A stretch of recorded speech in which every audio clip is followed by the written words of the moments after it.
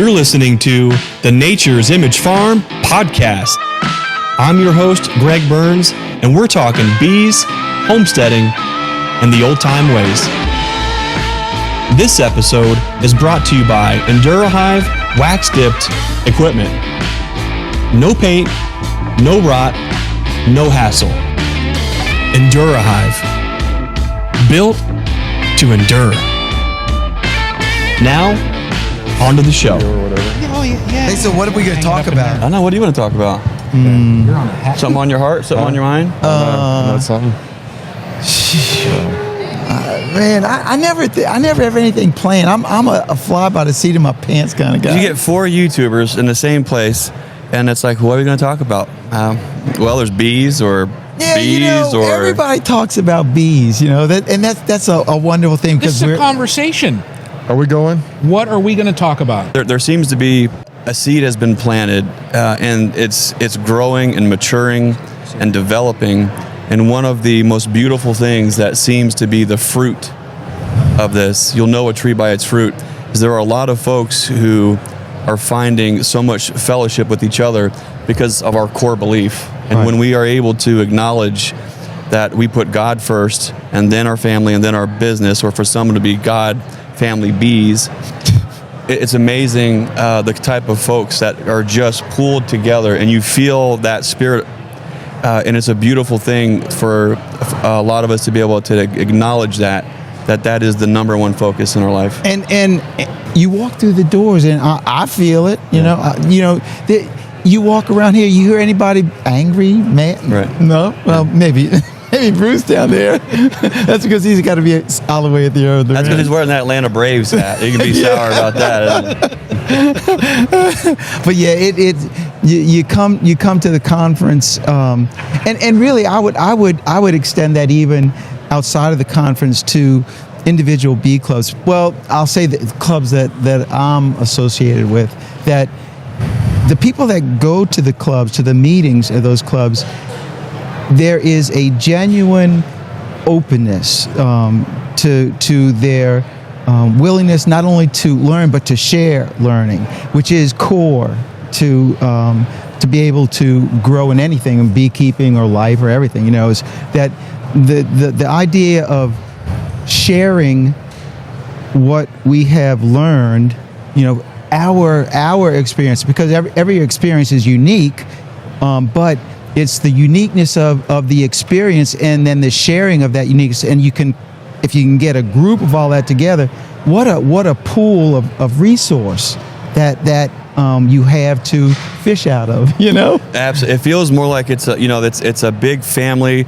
I know we've said it before. When there's this many gathered, even if there was just the 2 or the 3 of us gathered, there's a certain presence because of the core of who we are, and that's a very special thing. And I think we all recognize that as a blessing. Can you talk to us a little bit about your walk with bees at the monastery? I think I have a very unique position, and it wasn't one that I sought after. It was just one that and I didn't fall into it. It just developed because I was a beekeeper. I was asked to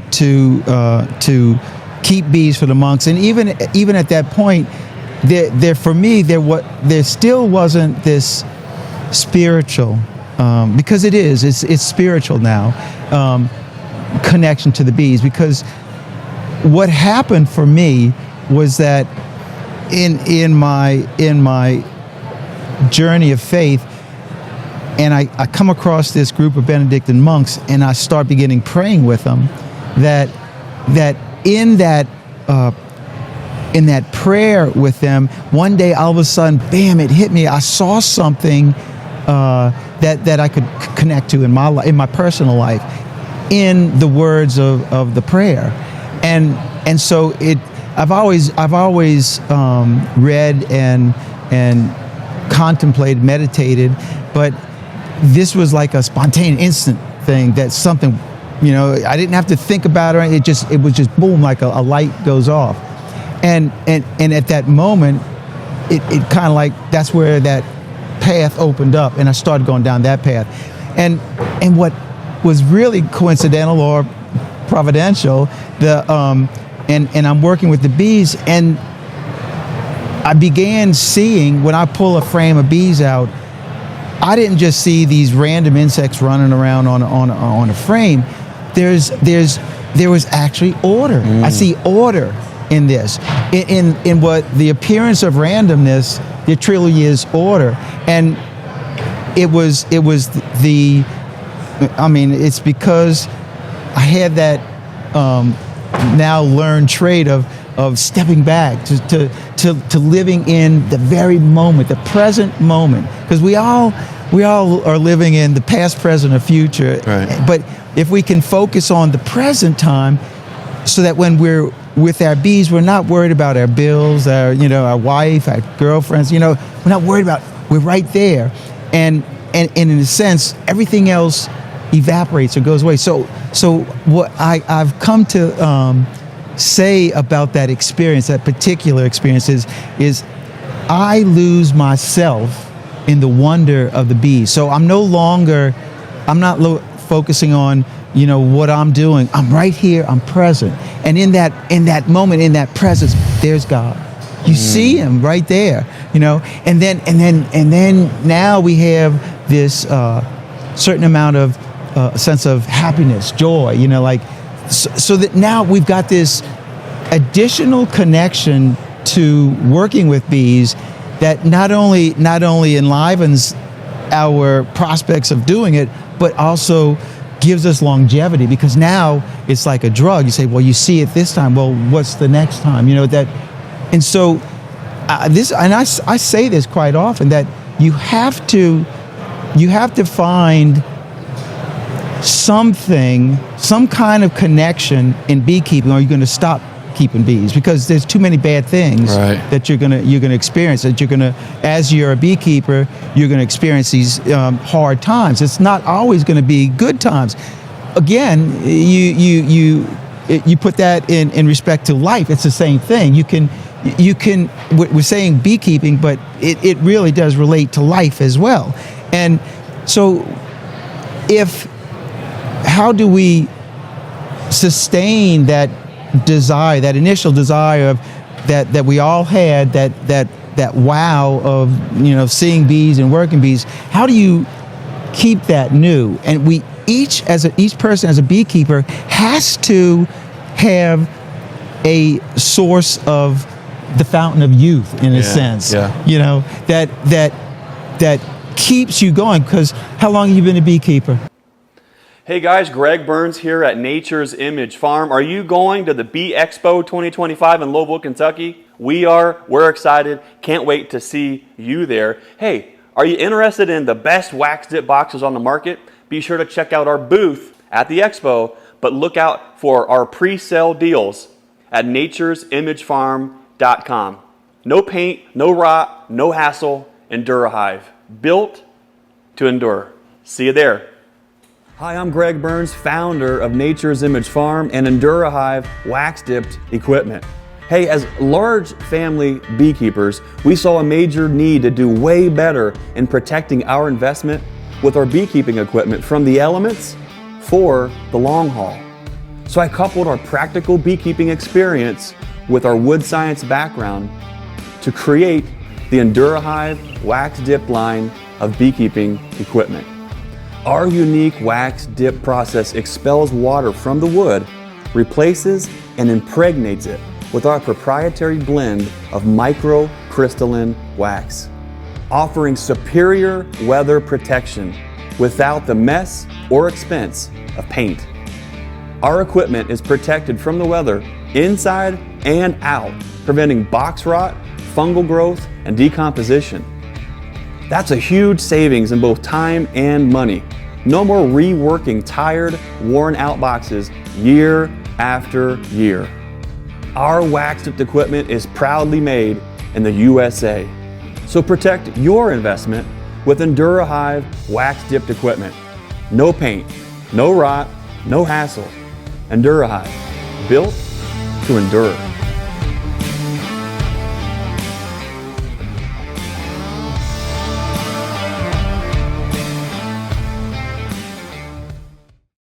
Because how long have you been a beekeeper, About 10 years. Brian? This will be my 8th year.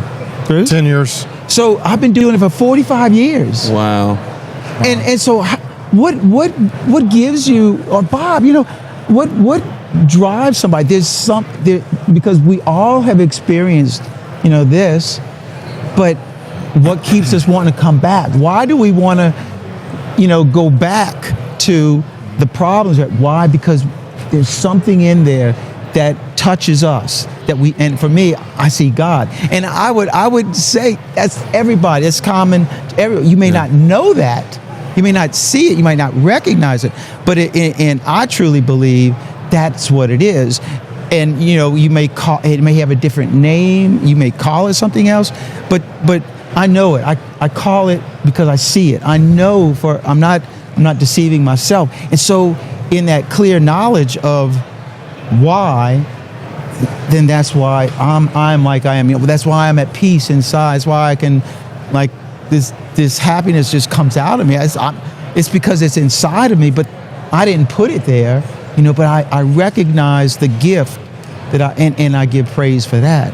Yeah. It's my life. I mean, I'm such a blessed guy. You guys, you know, y'all work, y'all have responsibilities. I'm a free man, and yet I choose to do this because I love it. I think that in a sense, my affiliation with the Abbey, my connection to the Abbey, it's almost become I'm a spokesperson for them now, because I hope to try to represent my faith, and so they don't have any problems with me doing what I do, you know, on YouTube, running their honey operation or any of that stuff, and it's so I can't believe the freedom that I have that's been given to me, and I know, and so I cherish it. I don't abuse it, and I just want to share the graces that I've had, and hope and wish that we all can arrive, you know, to that point. Everybody, all of us, to that point. And I really want to do that on my channel. You know, right, absolutely. On my channel, you know, yeah, it's about bees, but to me, it's always more about the bees. Bees are there, you know, and that's why I'm there. And it's hard work, but man, above all, man, it's fun, and in that fun that, man, look, we can all grow from it. Because there's some stuff that I'm learning all the time, and I share that, and it's like, man, it's like we're, like you said earlier, it's like we're one family, a unit. You know, it's a great thing. Beekeepers are a very great group to be with. That was my big burning question for Jeff. Jeff, what is it about those bugs in the box? And that was beautiful. That's, you know, we all, you know, Bruce has talked about it. There's something about those bugs in the box. You mentioned, you know, we're doing all those things, and the bees help rejuvenate and restore a lot of that. And for you, the joy of the Lord is in your heart, and it is a fountain, and we all see it and love it, and we know where that joy comes from. There might be some times, though, where when everything is not quite lined up and we're trying to work through something. Bruce, are the bees a part of your life when things aren't quite going right? Do the bees provide something for you? Absolutely. As you were talking, I was thinking about how if I get burned out, if I get tired, you know, sometimes I just feel like I don't want to do anything. I'm just like, I'm done. But then, so what's the solution to that? Go crack open a hive. You know, a healthy hive, preferably. Yeah. No hive beetles in those, right? Yeah. And just pull out a few frames and just watch. And don't worry about filming anything. Don't worry about, just take a moment, just back up and just remember why you're there. And take your time, don't be in a hurry. Sometimes you just need to do that. Sometimes just watch the entrance of the beehive, and it can bring you back to that connection that you talked about. There is something, and Greg asked me the question, what is it about the bugs in the box? There is something divine about it. There has to be a creator. That didn't just happen. You know, it just go poof when you have bees. I mean, there is so much order in the chaos in a beehive that when you really observe it, you can see it. They all have a job. They're all doing their thing. Even if it's the guard bees coming after you, they all have a job, right? There's an order in what they're doing. And that just doesn't happen. You know, it just doesn't happen randomly. It had to be there has to be a greater design, a creator there. And so, but I do believe for sure that there is divinity. That to me is proof that there's a God when you open up that hive and you see them doing what they do. Brian, what about you? Are there times where the bees are providing that thing that you need to help move past whatever that trial or tribulation or storm is in your life? Yeah, definitely. I mean, I've already said, you know, I do have my bee chair, and it's set up, you know, in my apiary, and if you look at pictures of my apiary, each of my hive stands, I have each of my hives, they're on an individual stand, and there's enough room in between every one of them that I can slide that chair in there. I've sat many a times, and whether it's, you know, and people think I'm crazy, those that are not beekeepers and they don't understand, I'll sit there and, you know, just hold my arm out and set it in front of a colony and just let them land on me, you know, whatever they're doing, you know, in the chaos, you know, like Bruce said. But I almost want to have a discussion with Bruce over here and tell him it's not chaos. No, it's not. It's really not chaos. But no. because there is an order. You know, you look in there, and when you're not really disturbing them, there's a meaning behind every single action that they're performing. That's right. You know, and so Bruce, we're gonna have to have a talk about that. I did. It said it looks like chaos, but it's not. Like that's what Mr. Ed said. There's not. Yeah. If you don't understand, but then when you really watch it, there is an order in there. Such divine order amongst the seeming chaos, which, you know, when you think about it, is a direct reflection of this entire existence on Earth. If you can't see, if you don't understand the divine order of it all, it looks like complete chaos. So there's a lot we can learn from those bugs in the box, a lot we can understand about ourselves or our role on this creation by just looking to the bees and understanding, wow, this is not happenstance. One of the talking about that, one of the things that I see in bees that I admire the quality of that it does not translate into humankind, but something that we can learn is particularly in our present day modern culture, is how bees live selfless lives. Right. You know, their life is lived not for themselves, but for the good of the other, the good of the colony. Yeah. And that one example right there is it stands out among the other ones because, you know, in our society now, it's all about me. You know, look at my YouTube channel. It's all about me, right? So you know, we all live our lives for ourselves, but yet these bees live their total life from the moment they come out the cell and they start cleaning it up till the day they're crawling on the ground because they can't fly no more. You know, that they give their life so that the colony can survive, which is, if we could translate that out into humankind, what a world that would be, because there wouldn't be homelessness, there wouldn't be the issues that we have.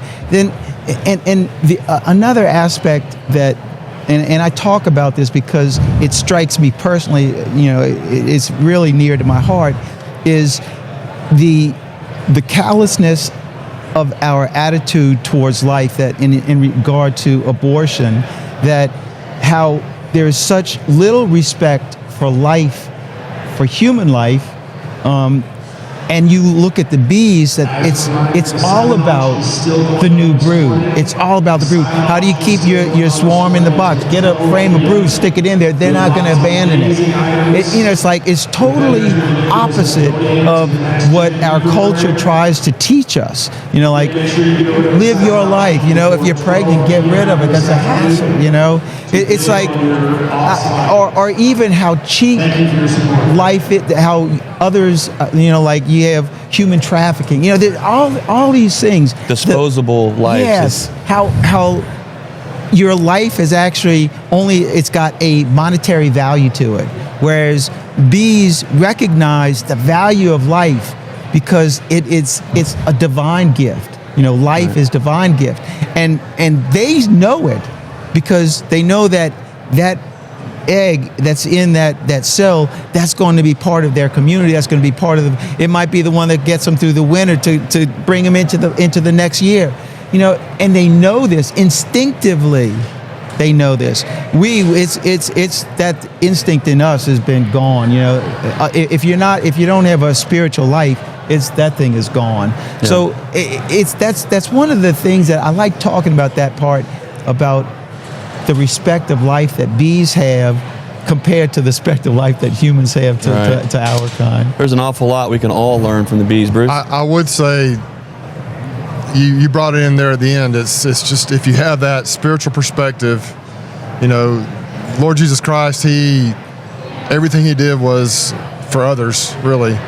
When he started his ministry, he was, he just was out there serving others. And so if you bring that perspective in, it depends on kind of whose side you're on. The bees, they've got it figured out. It's just natural. They're divine creatures. They know what they're doing. We as humans can learn something from that. Exactly. And just to learn how to live a selfless life. Many people are very loving and caring and do, but we don't ever see that in the media. They always show the negative and the bad, but I do think most people in their heart are probably good. But we just have to figure out how to tap into that. And if we know where that source of that yearning to do good comes from, we'll become better and better and more Christ-like, more service-oriented. And I think that's kind of where we're trying to go. And we can learn a lot from the bees in that respect as well, I believe. Even though Jesus Christ was a man, he was very much like the bee in the sense that he came into this world to die. That's his purpose, was to come into the world to die, and he did it for us, and so he is the epitome example of selflessness. He lived his life for us, and he gave his life for us. So and I can see that in a life of a bee, how selflessly they live their life and they give it freely, just as Christ did. Freely they give their life because they know that's what just like God asked Christ to do that, that's what the bee does. They give their life. It's a beautiful connection, and that, so those are the things that I think about. Most people, most beekeepers, they like you, Bruce, Brian, that can go and sit in their chairs, and I've done it, but me, I'm like the most hands-off beekeeper there is. I set the hives up, I track them, give them room to grow, but I don't fool with my bees other than to harvest honey and split the hives. That's it. That's all I do with my bees. Other than that, boom, I let them alone, do their thing. But when I do cutouts, it's always the very first, then I'm where you are, Brian. I open up that wall, and the first thing I do is I stand back and go, oh my, it's just beautiful. It's just beautiful. To be able to see what these little creatures do in the dark, and how fast they can do it. It's just like, I want to suck that in. And I say that quite often because I'm just awestruck by what I've just opened up and looked at. Sometimes these things are monsters, or little ones, but even the little ones are gorgeous in my opinion. It's just like, thank you, Jesus. That's it. There's no matter how hard we try to wrap our brains around that understanding, we only have a certain ability within our own creation, our own ability to understand and perceive what all this other creation is around us. And I think that's one of the beautiful things about those bugs in the box, is we can look to them, we can learn from them, but no matter what, we don't ever quite fully have the full understanding of all of those things. And I think for a lot of us, that's what keeps drawing us back over and over and over, knowing that no matter what, we have a limited understanding of all that. But the thing that matters is we can see the divine nature, the order, the creation, the beauty, the specialness of that. If God spent that much time on bugs in a box, just think about what he's done for us. And that's a beautiful thing, is when you understand God, you can start to see and understand not only the bees, but how we all fit into this grand picture. Jeff Horshoff, Mr. Ed Bees, I want to thank you for spending time with us. Oh man, thank you. It is such a joy to be here with you in person. For anyone who's seen your videos, have been a part of your YouTube channel, you are overflowing with love and joy for the thing that you're called to do on this earth. And it's an honor for us to be here with you today to share in that. Well, I thank y'all. Thank y'all very much. Thanks a lot. God Appreciate bless. you. God bless you.